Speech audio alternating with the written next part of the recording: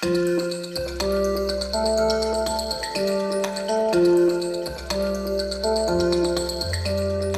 usually go into gigs with no expectations, and then it's always nice. You're always pleased with a different atmosphere or a different surprise. I mean, really, when we came on this trip, I have a piece of paper in my pocket which says, "This flight from London, that's all over." You know, everything else just happens after that, and that's the great thing about what we get to do.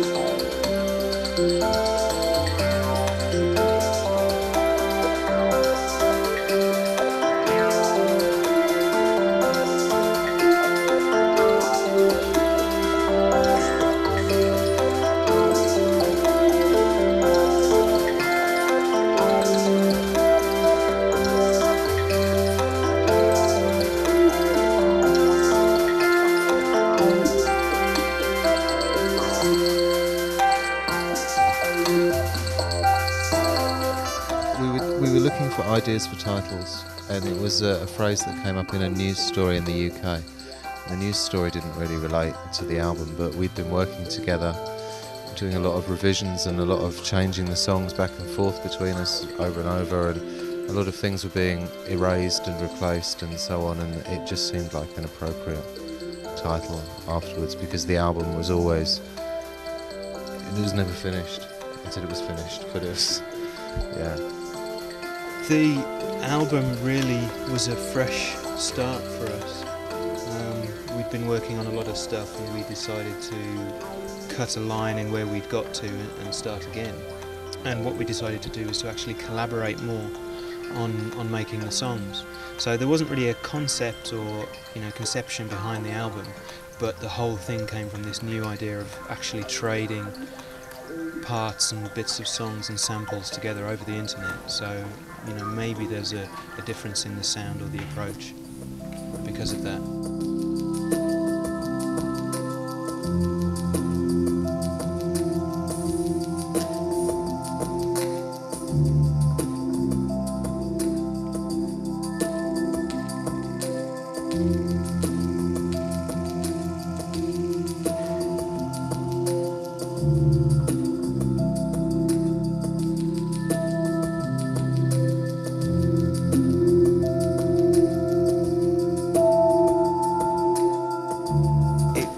It's a really dry and dusty song, and I was looking for a title, and I searched the internet and I found a really sad story about miners in the Midwest of America, and they all died of lung disease because they were working in dust.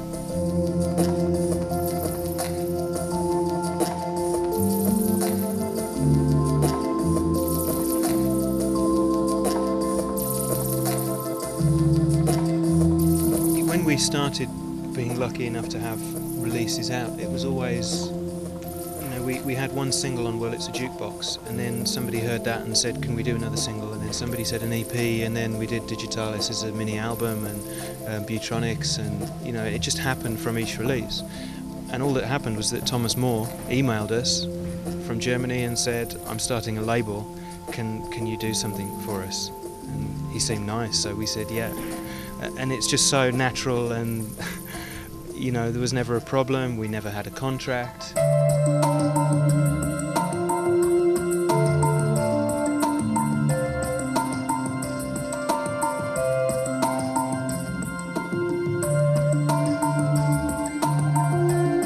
It's easier to do music. It's not necessarily easier to do good music, but it's more accessible, so people have the chance to do music who may not have had the chance or ever had anybody hear their work before.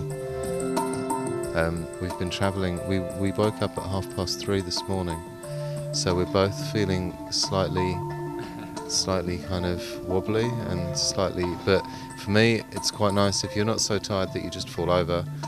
It means you kind of get into the music that much faster, and with a concert it's just kind of, you can become one with the music very quickly. It's nice to play a theatre kind of environment, because we play a lot of clubs, and we can have a different approach when people are sitting and listening, and we can be a bit more subtle or experimental and develop the things a little bit more. So it's a really nice change for us to be able to do that, and it sounds really nice as well, and that's always really important to us. If it sounds good out front, then we're always really happy. Someone said about this last album that reviewer considered the album far dustier than their polished past. What do you think about that? Do you agree, first of all? Yes. Yes. No, I do think it has got a dirtier sound to it.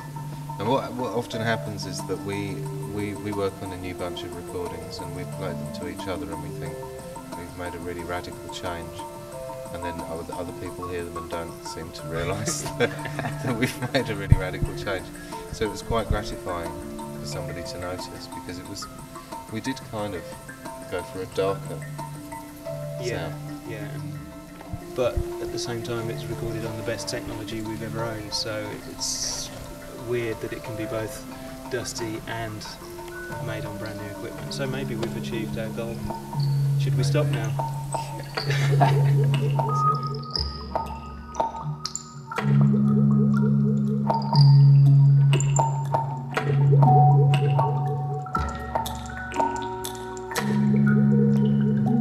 My first interview. Thank you.